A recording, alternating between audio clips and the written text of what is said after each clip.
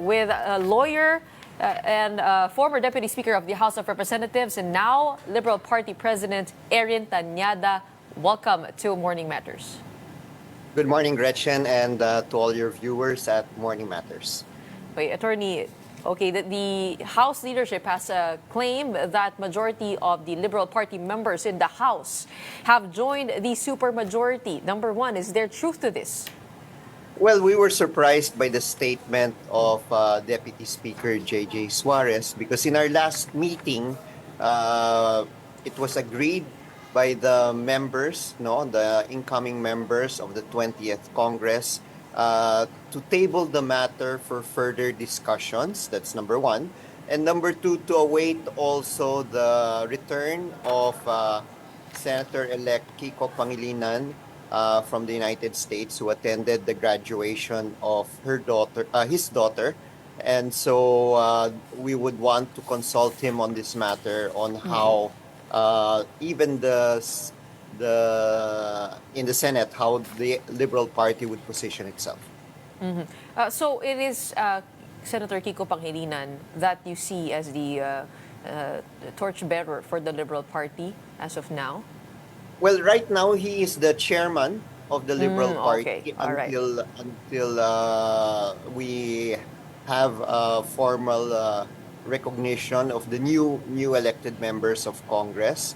And so since we're talking about the 20th Congress and the incoming members of the House and incoming member in the Senate, in our discussions with the incoming members of the 20th Congress in the House, they decided that they would want to wait for the return of Senator Kiko to the Philippines to further discuss how the members of the House will position itself vis-a-vis Kiko's position in the Senate, because as we all know, this is not only a question of the race in the House, but there is also a race for the Senate presidency, which everyone is also trying to figure out how it's going to go. So it is safe to say that this piece of news caught you off guard?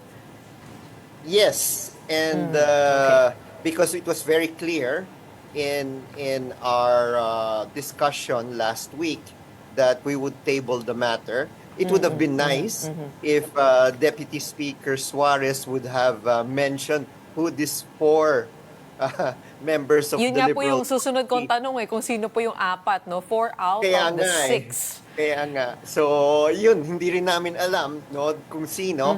That's why sabi namin, baka posturing rin yan dahil we all know that there is a ongoing race on who will be the Speaker of the House of Representatives in the 20th Congress. But looking at possibilities, is that door open? I mean, the possibility of aligning with the supermajority and consequently the administration?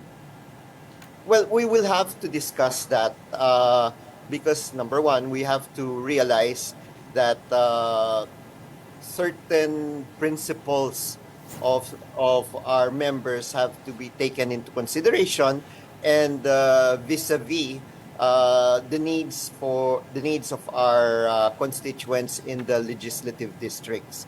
So these are serious questions that are being discussed by the members, and the next question, of course, is will we be voting as a block, or we will allow the members to decide based on their conscience on where to go. That's why we decided to table the issue until Senator Kiko returns, so that we have further discussions on the matter. Well, prior to the 2022 elections, of course, we do know that there is a stark difference in values of the current, or between the current administration and also the Liberal Party. But what is the party policy here? Where do you draw the line when it comes to those values that you mentioned, and also the party discipline? Of course, we do know that the Marcos family has a deep, deep, painful history. And the Liberal Party, for the longest time, has been calling for them to be held accountable for the sins of martial law, for the plunder of the state, and also the spread of disinformation. I mean, where do you draw the line in terms of these alliances? Well, again, we will have to look who is right now going to be the threat, no, to the Filipino people in the coming Congress, and this is how we will have to view it and try to figure out where would where would be the best position of the party to promote its agenda. So these are things that we have to discuss. That's why it was a difficult, well, it was not a difficult, it was an interesting discussion among members of the House. I'm not a member of the House, but I was trying to facilitate the meeting. And at the end of the meeting, everyone decided, let's wait also for Senator Kiko to return because it also affects his position in the Senate on how he would position himself. And then, do you agree with Congressman Suarez when he said that the decision of LP members to align with Romualdez reflects a recognition of the leadership maturity and policy competence? I think that is a premature statement because we have not yet really decided on how the Liberal Party will position itself. That's why we'll have to wait, no? Anyway, may 3 araw pa naman ang 19th Congress. June 2, June 3, June 4. And then that's the end of the 19th Congress. And I'm sure pagdating ng June 5, kanya-kanyang posisyonan na yan kung saan sila sasama o hindi sasama. When you say that your decision will reflect the agenda of the Liberal Party, is that within the purview of the 2028 elections upcoming with 3 years left? And of course, pag sinabi niyo pong threat, who will be a threat to the people, medyo malawak po yun eh. What does Well, that we will mean? have to see. We will have to see, Gretchen, dahil kailangan makita natin ano ba yung mga polisiya na i-implement ng kasalukuyang administrasyon rin sa remaining 3 years, no? Yan ba yung makakatulong at aligned ba yan sa position ng Liberal Party, no? Dahil ito yung magiging giya namin kung paano namin haharapin itong sabihin natin, itong masalimuot na yugto ng huling 3 taon ng administrasyon ni Bongbong Marcos. Is it possible to have a more independent stance though? I mean, with things. Naalala ko kasi I had Senator Kiko here, tapos sinabi niya, I'm not sure, or si Attorney Shell Jokno, parang sinabi niya na issue position sila. Pati si former Senator Laila de Lima, ganun Yes. ang naging stance eh. Is there a possibility of that continuing further or to be able to strengthen your bid for 2028? Medyo Yes. kailangan mamili dito. Yes, it will be an issue to issue basis. Of course, with regard to education, I think there's no question that we are supportive of the administration. With regard to PhilHealth, we have a problem that they removed the subsidy of PhilHealth. As a matter of fact, there are some civil society organizations that went up to the Supreme Court questioning the removal of the funds of PhilHealth. So there it will be an issue-to-issue basis. We will be collaborating or if not criticizing the administration. But just to wrap up this conversation about joining the supermajority, has anybody reached out to you or to Senator Kiko for those alliances to happen? Well, in the Senate, I wouldn't know because the people that would be reaching out to the senators elect are those who are interested in becoming the Senate president.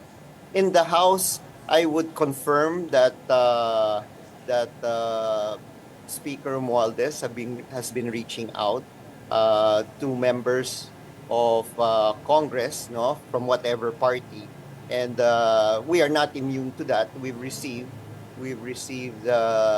calls from the Speaker's office, but we've told the Speaker that we're continuing to discuss the matter, and he will know when we are ready to take any position on the issue.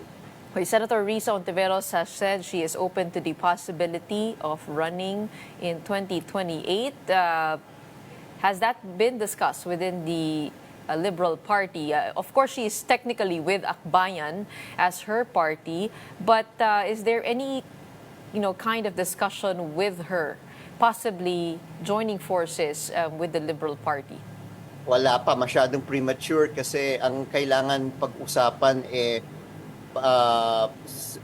paano i-convene yung Big Tent, no? I think that's the first step.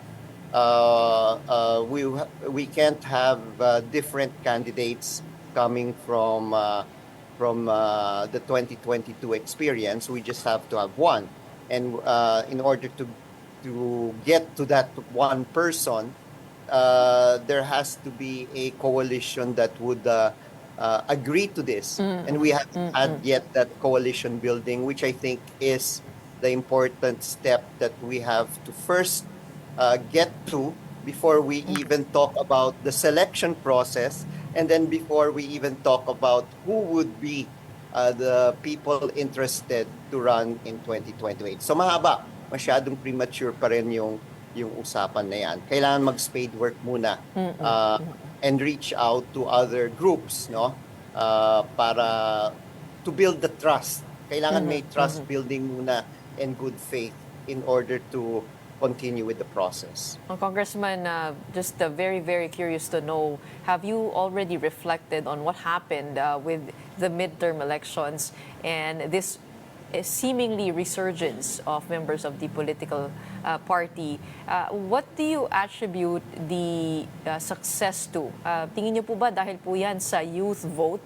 And meron ba talagang youth vote kayo nakikita? Kasi noong 2016 and 2022, didn't they also vote for Duterte and for Marcos? I mean, ano yung mga learnings ninyo from this election that you'd take to the next? Well, right now we're still studying and crunching the numbers, no? Because it is important.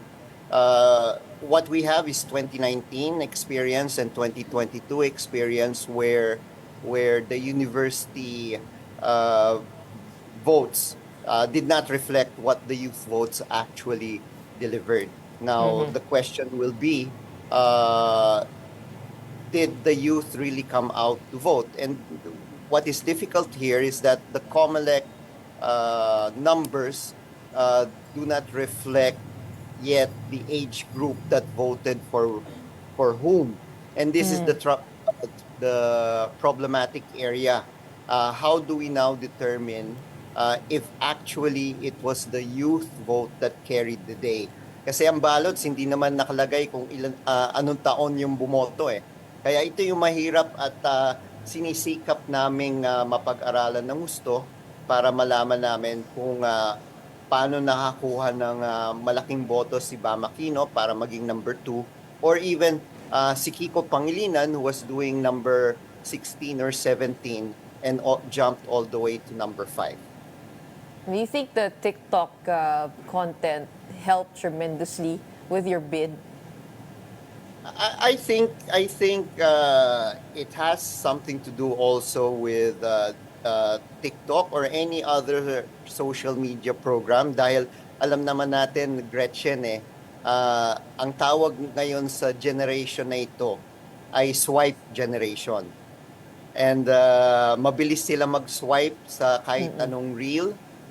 Ang importante dito makakuha ng magandang opening to let them stop for at least 5 seconds in order to view whatever you're pushing in whatever social media platform. Kaya ito yung kailangan mapag-aralan ng husto. Si Senator Bam Aquino has the Liberal Party adopted him. We know he ran under another party, yung Katipunan ng Nagkakaisang Pilipino. Pero he is officially adopted by the LP, tama ba? Well, no, he ran as a KNP, no, Katipunan na Nagkakaisang Pilipino, and he officially separated from the Liberal Party in 2024. But he's still considered an ally of the Liberal Party. But what was the rationale for that split? Well, he felt I think it's better to answer, to let Bam answer that question, but he felt he wanted more freedom to chart his own way. So, and I will leave that to Bam. We accepted his explanation. I was present. Then Congressman Ed Salagman was also present. So we bid him well and hope that he is able to achieve what he plans for KNP. But is he also considered as one of the possible candidates for 2028? No? Sa PayPasi siguro parang papabili. Posible ba yun? Mahirap magsabi. Dahil sabi ko nga masyadong maaga eh. And we have to be very careful on what we say to media. What is important here, we have to start building the blocks, no, in order to get the different organizations in the same page. And what is important here is trust. So kailangan mauna yan.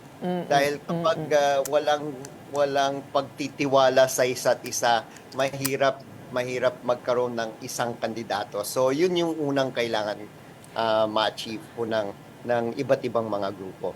And along those lines, 2022. Along those lines, hindi ba masyadong maaga rin nagpahiwatig to si Senator Risa? I mean, what were your thoughts when that came out in an interview? Well, that's I would leave it to Senator Risa on what her plans are.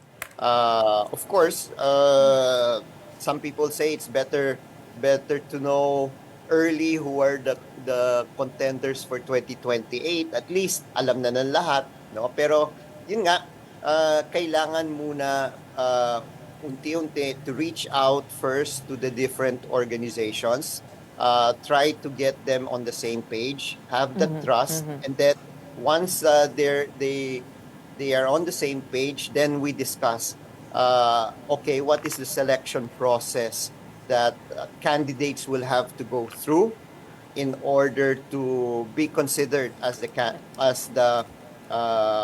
candidate of the bloc.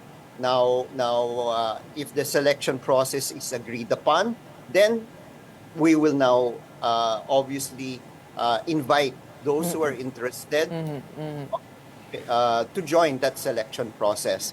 It would be similar to that of maybe, no? I'm just looking back at history, Gretchen. I'm not saying that this is the process that should be followed, but we should look back on how the convener group was established. This was the group that selected President Cory Aquino to run in 1986. So, ganun yung proseso na sana mangyari bago tayo humantong kung sino-sino yung mga kandidato at sino yung huling pipiliin para lumaban.